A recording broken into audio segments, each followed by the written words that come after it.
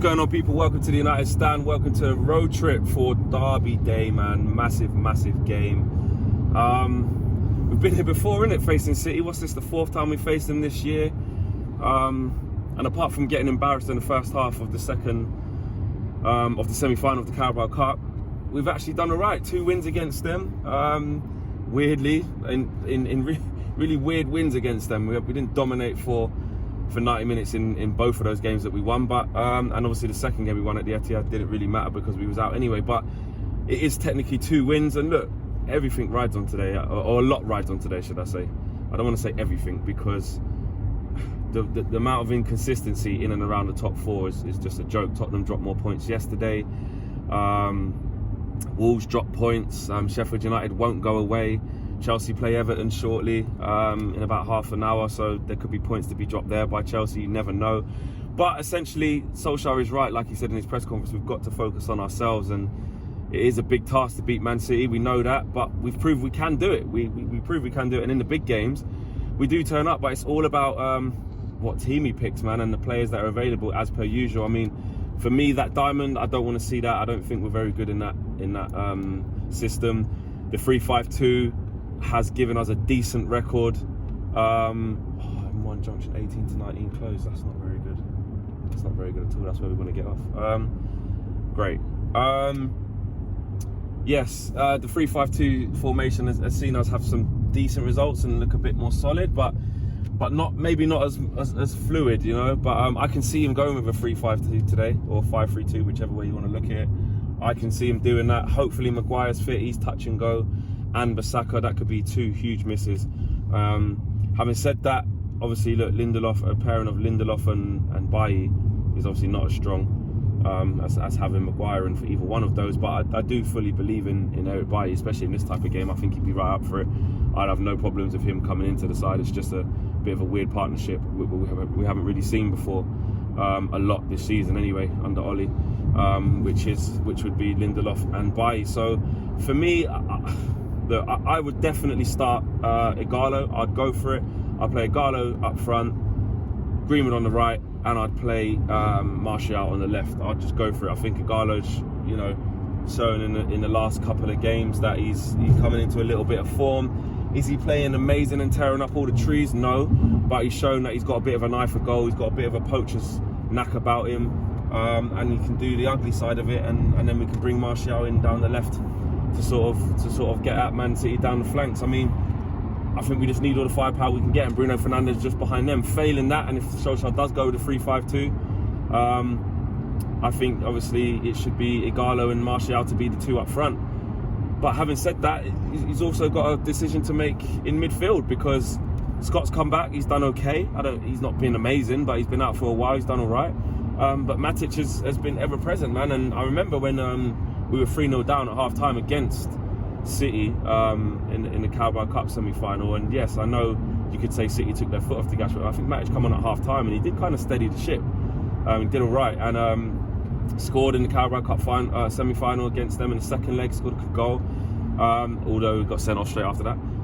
But in recent games, I think he's proved, to be fair, I've given him a lot of stick, sort of thinking that he'll be gone and that he wasn't quite up to the task. But to be fair to him, I'll hold my hands up. He's proved me wrong in terms of how effective he still can be in using his attributes of experience and quality that he does possess, and now he's giving it to players, i.e. Fernandes, who can go and play. So him and Fred have actually struck up a good partnership. So for me, if you're picking a midfield 3, I actually would leave McTominay on the bench. I'd go with Fred and Matic, and I'll go Fred and Matic, and I'll play Fernandes just behind the front 3 if we go with that. Equally, if we go to 3-5-2, I kind of do the same thing. You know, you can bring Scott off the bench. It's a good position to be in. That's the sort of position we want to be in. You know, we've been so threadbare in central midfield that we've had to just kind of throw everything. And now that the guys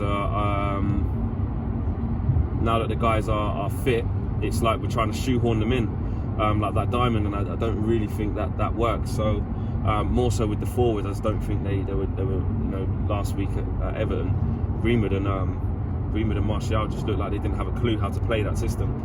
playing left forward and left wing and right forward and right wing. It just didn't make any sense to me. They were far too far apart. But Miles, tough game.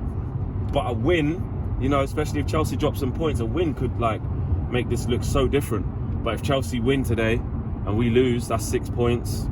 Yes, Chelsea still got some hard games. Yeah, I mean, how many times have we said that? Though? Yeah, you know what I'm saying? So difficult. If Chelsea drop points and whatever. Yeah.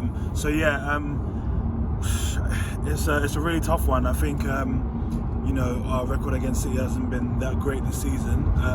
And our record at home as well hasn't been great this season, whether it's against big teams or small teams.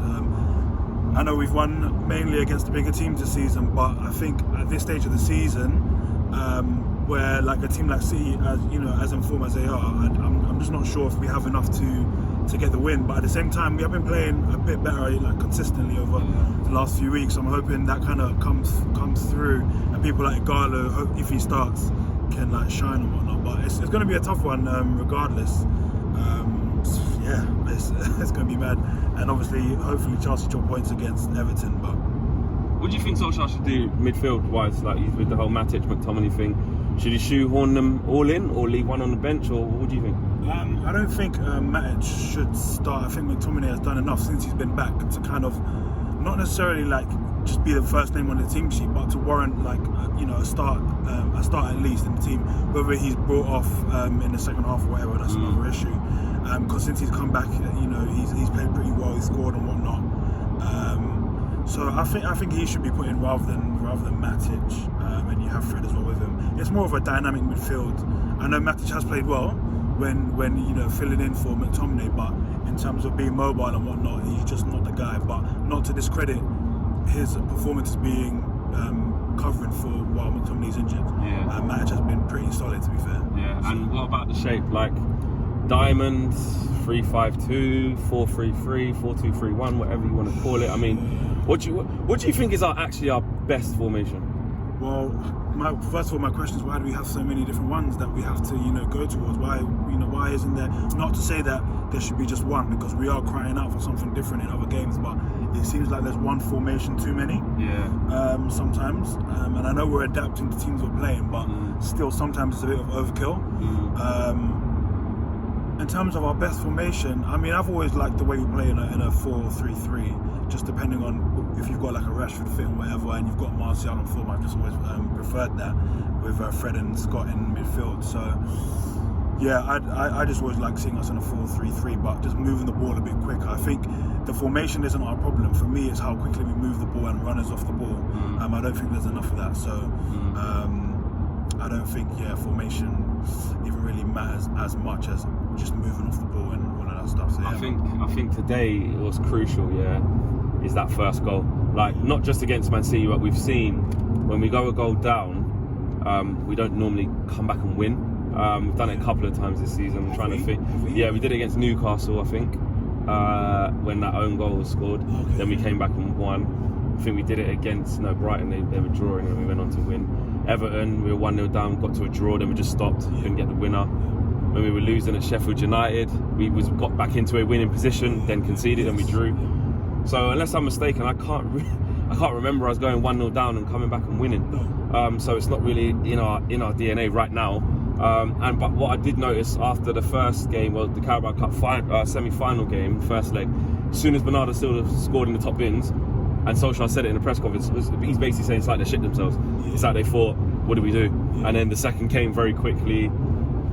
Then the third, is like that capitulation of 15 minutes after they scored the first goal, 15-20 minutes, was really what killed the tie in that first game. And this isn't a two-legged tie, this is one game. So I think we have to score first to win. I personally, I don't see us winning if we don't score first. I'd love to see it, obviously, but I think it's all about momentum and confidence. And if City score early, or if City score against the run of play or something, I feel that these players will struggle. But also, obviously, Fernandes, man, we know what he's been up to, like how important he is, what a reliance there is on him. It'd be interesting to see what he can do in this type of game. Yeah, I mean, if we are to get a positive result, it's more than likely going to come through him. You know what I'm saying? So, I'm great that he's here, and he's I'm glad that he's hit the ground running.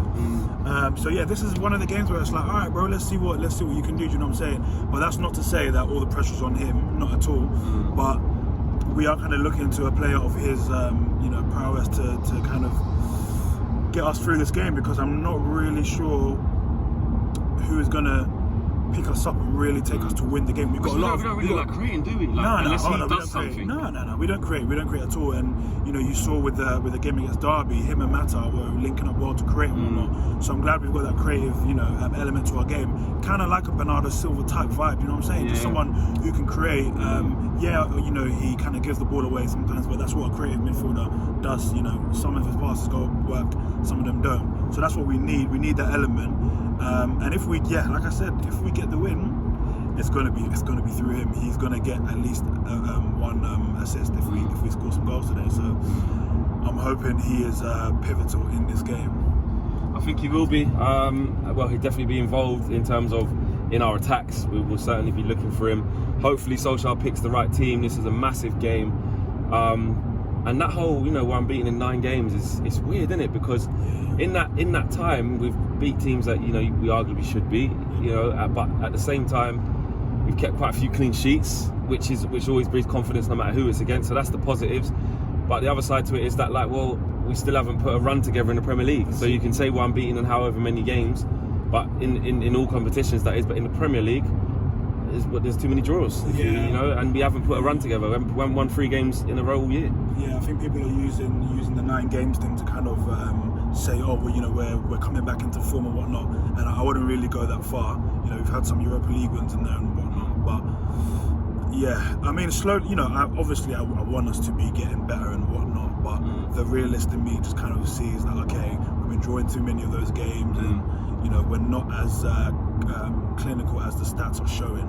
We're not as good as the stats are showing. So, but we are building. That I will put my hands up to. We are building. That's what I'm liking. McTominay is coming into his own. Fred, he's the guy. You know what I'm saying? Solid. So yeah, Luke Shaw as well. So Igalo's now scoring goals, even though it's in small games and whatnot. So you know what? Just keep going with it.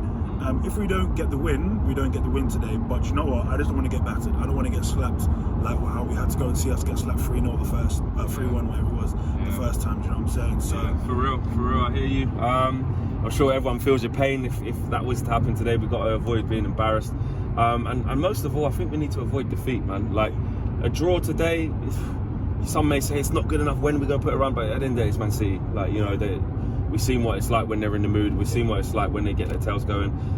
People saying that Man City ain't that good or they're not this and they're not that, that's fine. But at the end of the day, they've just come back and beat Real Madrid in the Bernabeu. They've just won the Carabao Cup final, albeit, yes, against a struggling Villa side, but they've won. They beat Leicester away. They should have won that game, and they did win that game. So, look, City are always City, you know what I'm saying? So, at the end of the day, we just need a positive result. And I still stand by what I said in terms of the amount of inconsistencies that are around the top 4. I don't think top 4 is going to be won or lost today. It could be severely dented today or severely helped, but I don't think it'll be won or lost completely, because there's still a lot of tough games and we still got to go to Spurs after this. And I know they're playing terrible, and you look at Spurs and think, surely we've got to beat them. Yeah, I think so. But we're Man United. I just don't know, mate. I don't know, due to an accident. Oh, mate. Okay, well, guys, drop your views in the comments in the boxes below, your predictions, your team lineups, and whether you agree and disagree with what me and Mars have just been talking about that midfield 3 or 2, whichever it's going to be, the formation, and just how key this game is, win, lose or draw. Let us know, and we will see you guys at fan camps, hopefully with 3 points in the bag. Peace.